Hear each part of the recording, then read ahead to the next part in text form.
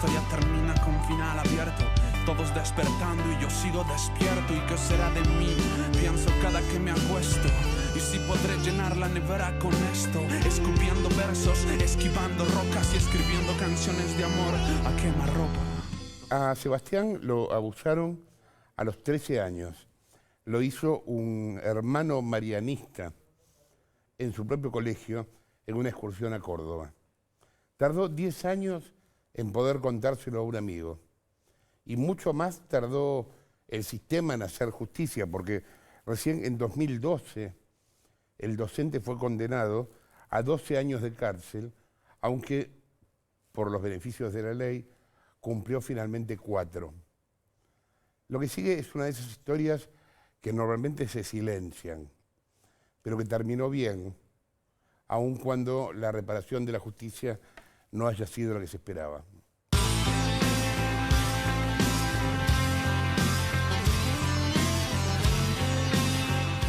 Debes haber contado 1000 veces esta historia, ¿no? Y lo que pasa cuando uno cuenta algo 1000 veces, es como que ya encuentra una manera de contarlo casi automática, donde uno resume todo lo que pasó.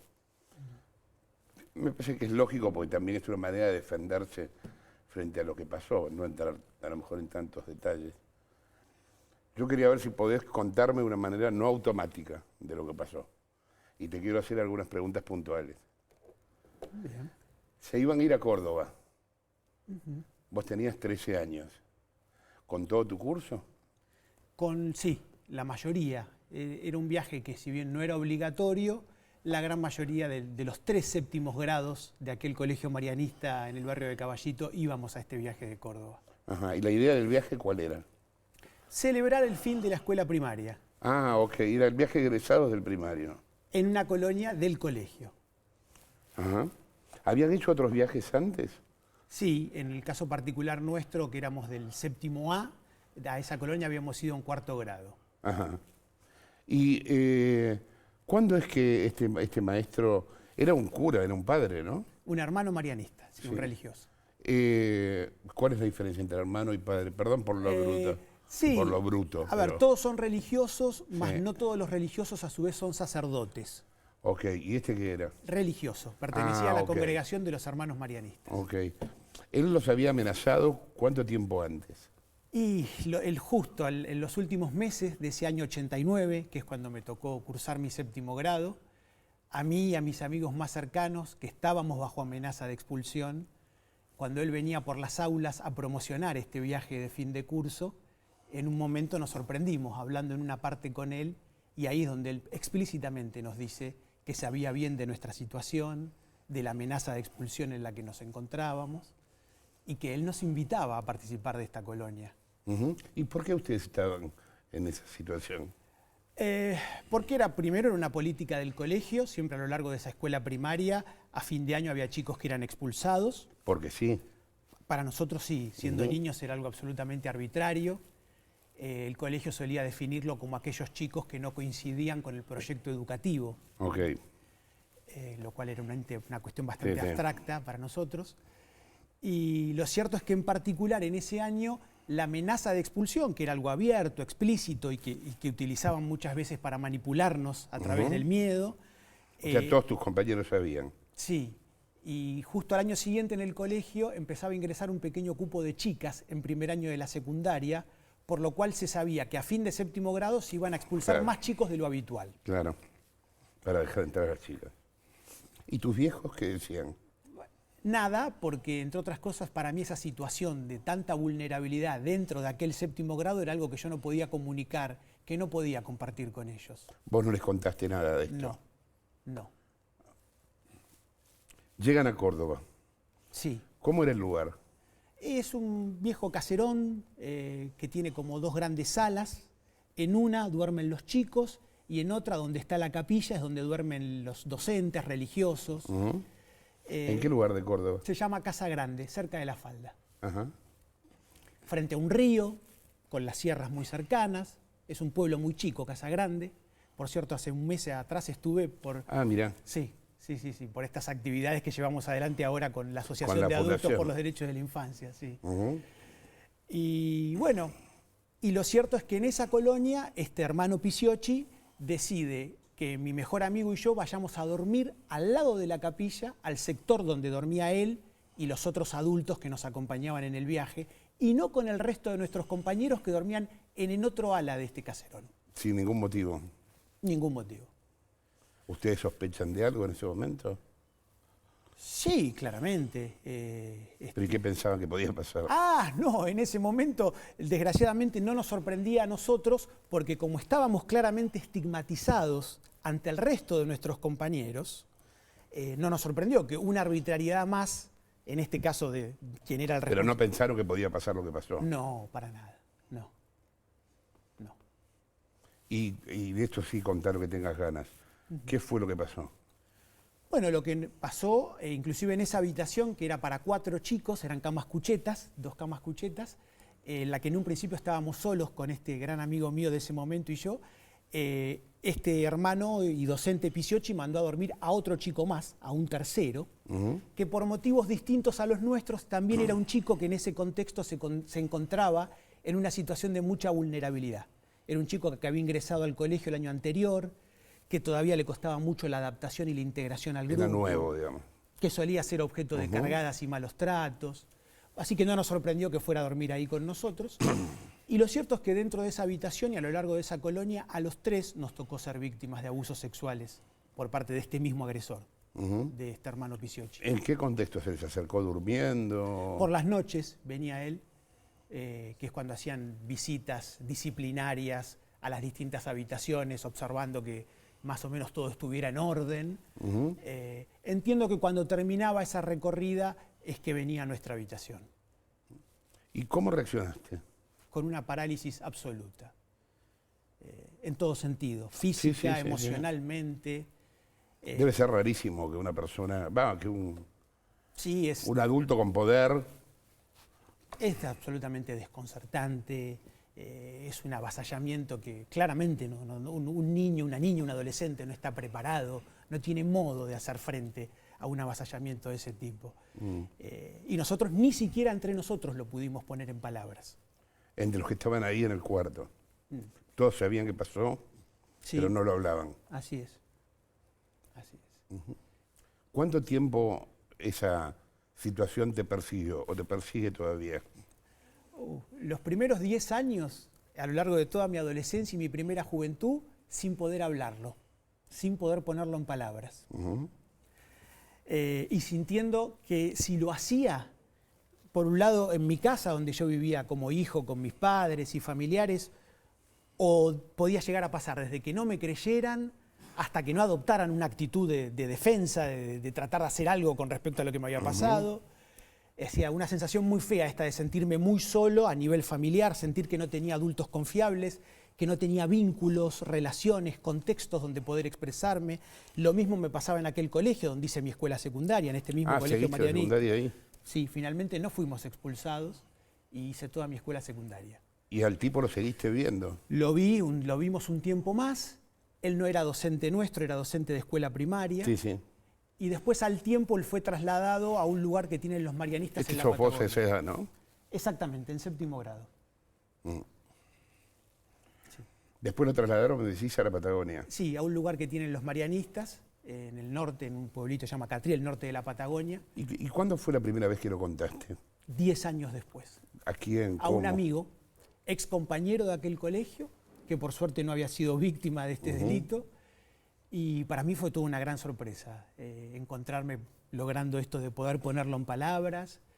Y siempre digo que por suerte este amigo de entrada me hizo sentir que lo que estaba compartiendo era algo muy grave, muy delicado. Claro. De hecho nos emocionamos juntos.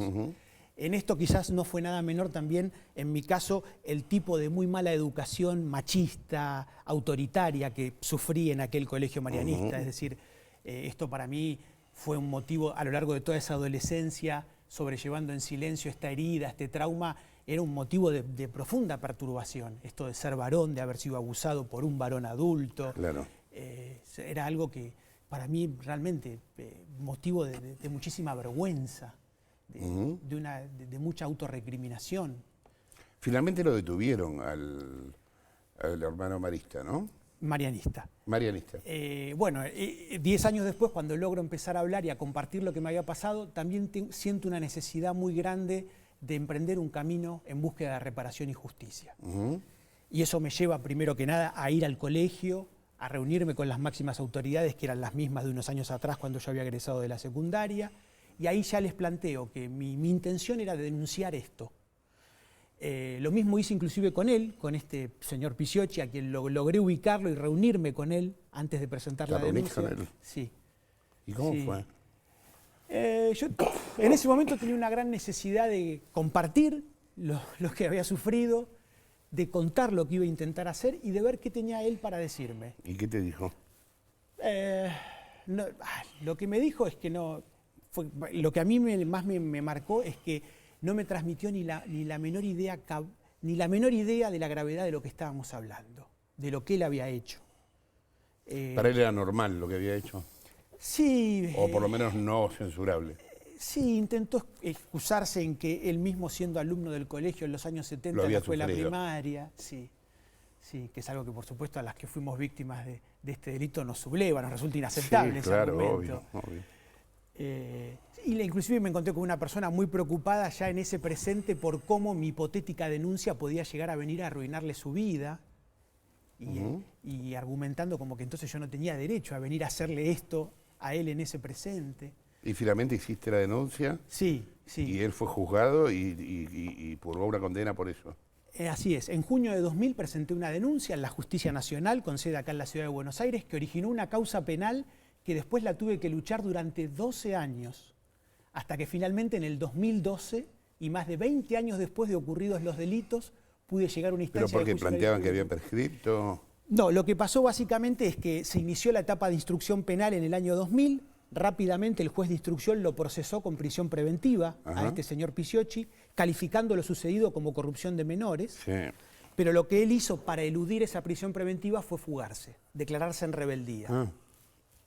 Y estuvo prófugo de la justicia durante 7 años, hasta que recién en el 2007, por una información que obtuve después de años, logré ubicarlo en Estados Unidos, donde estaba viviendo con una identidad falsa. Como tenía una orden de captura internacional por esta causa, fue Interpol y lo detuvo, quedó preso en Estados Unidos y recién entre el 2009 y el 2010 se realizó un juicio de extradición en Estados Unidos, que ganamos, por lo cual él fue extraditado a la Argentina en el 2010. ¿Cómo se complicó todo? Qué increíble. Así que por eso recién en el 2012 llegamos a ese juicio oral y público, que fue una experiencia maravillosa, porque más de 20 años después no solo se logró dar por probado el delito y la responsabilidad, sino además reconstruir el contexto y la cultura institucional de múltiples y profundos abusos de poder en los cuales tamaña injusticia había tenido lugar. ¿En el contexto de esto surgieron ahí en tu colegio otros casos?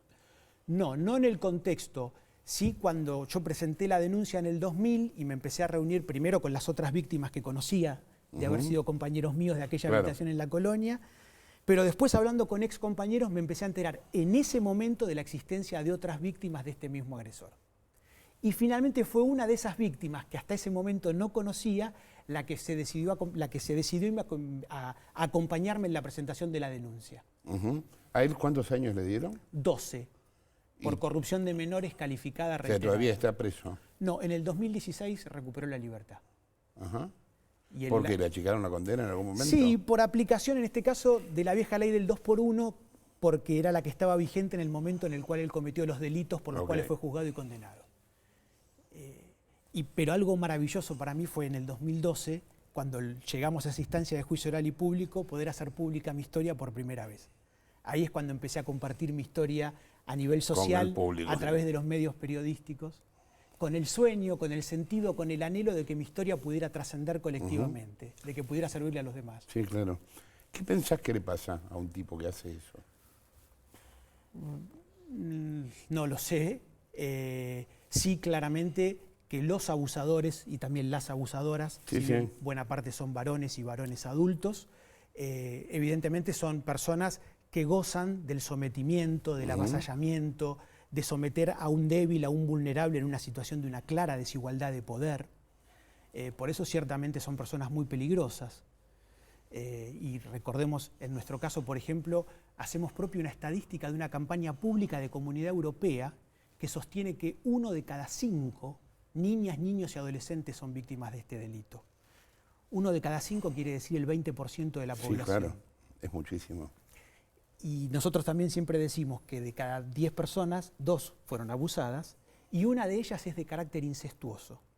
Es decir, estamos hablando... La mayoría de esos casos son intrafamiliares. En todos los sectores sociales, culturales y económicos. O sea, progenitores. Por nosotros decimos que cuando un padre abusa, automáticamente deja de ser padre, ¿no? Pero estamos hablando de progenitores, padrastros, abuelos, tíos, hermanos mayores.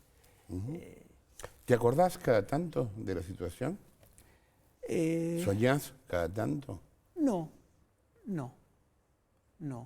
¿Pudiste como librarte de ella, digamos? Sí, creo que fue un largo camino, ¿no? Sí.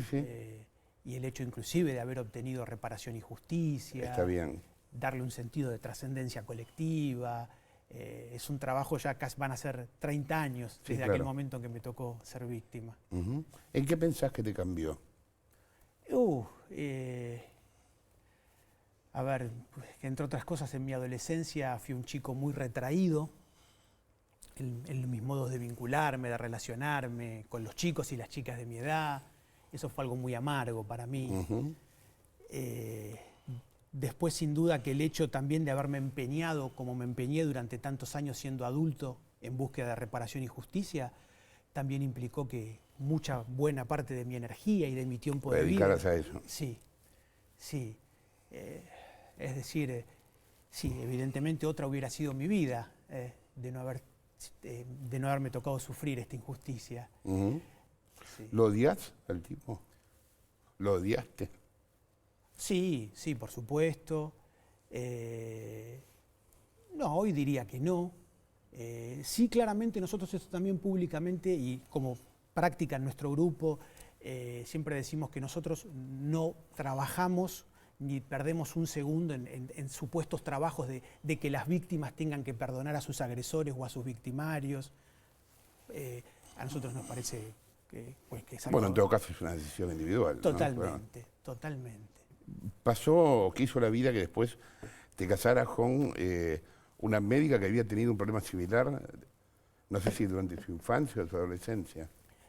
Bueno, a Silvia, no estamos legalmente casados. Bueno, ahí están, ¿no? Sí. Con Silvia, bueno, tuvimos la suerte de conocernos en el 2012, después de que hiciera pública mi historia. Y Silvia sí fue víctima de abuso en la infancia, pero su historia pública de lucha es la de como mamá, haber tenido que salir a defender a su hija frente a una expareja de ella, progenitor abusador. Y frente al mismo tiempo también a la gran injusticia que en líneas generales predomina al día de hoy dentro del Poder Judicial con respecto a las niñas, niños y adolescentes víctimas de este delito. A ver, ¿por qué? Porque, entre otras cosas, y en particular en el abuso intrafamiliar, en la mentalidad de muchísimos jueces, juezas, fiscales, operadores, peritos psicológicas y psicológicos de juzgados, está todavía muy instalada una idea y una práctica de algo así como que el abuso contra la infancia no existiera. Y que cuando sucede y se lo denuncia, por ejemplo en el ámbito intrafamiliar, supuestamente, siendo muchas veces la mayoría los agresores, los progenitores, supuestamente es porque la niña o el niño fue manipulado o manipulada por algún adulto, muchas veces la madre. Digo, esto que es una pseudo-teoría, pseudocientífica, que inclusive tiene correlatos con lo que pasó en su momento con las denuncias contra Woody Allen en Estados Unidos. Digo, este tipo de cosas lamentablemente tienen una dañina vigencia todavía hoy en las mentalidades y en las prácticas de muchísimos tribunales, de juzgados de familia, de juzgados penales. Es todo confuso el tema a nivel jurídico, digo, por este tipo de conductas que vos decís y también por las contrarias. Me contaban que en muchos divorcios conflictivos hay denuncias falsas de abuso que se terminan resolviendo una vez que se resolvió la plata. Y que se levantan, digamos, una cosa evidentemente rara, qué sé yo. Nosotros en nuestro caso siempre decimos no conocemos ninguna denuncia falsa. En nuestra práctica colectiva de todos estos años realmente no conocemos ninguna. Y sí lo que vemos es el enorme daño que provocan muchísimas veces las actuaciones judiciales con respecto a los chicos víctimas. Para nosotros es una de las injusticias más graves que siguen sucediendo aquí y ahora y que bien ameritan una actitud de permanente presencia pública y de denuncia y ojalá esperemos de cambios de mentalidades y de prácticas al interior del Poder Judicial. ¿Pensás que en el caso de tu colegio el hecho de tener algún vínculo con la Iglesia favorecía ese tipo de conductas? Claramente este colegio marianista, donde a mí me tocó ser víctima del delito, era un colegio, como lo dije también en esta charla, de múltiples abusos de poder, violencias, malos tratos, donde había toda una cultura del sometimiento, del maltrato físico inclusive. ¿Ah, sí? Sí, sí. O sea que no era extraño pensar que eso podía pasar. No, para nada, para nada. Y que esto después, con muchas otras historias de lucha públicas, no solo en nuestro país, sino en muchas otras partes, también ha venido cada vez de un modo creciente tomando Estado público como un denominador común en ciertos ámbitos, en este caso de confesionales católicos.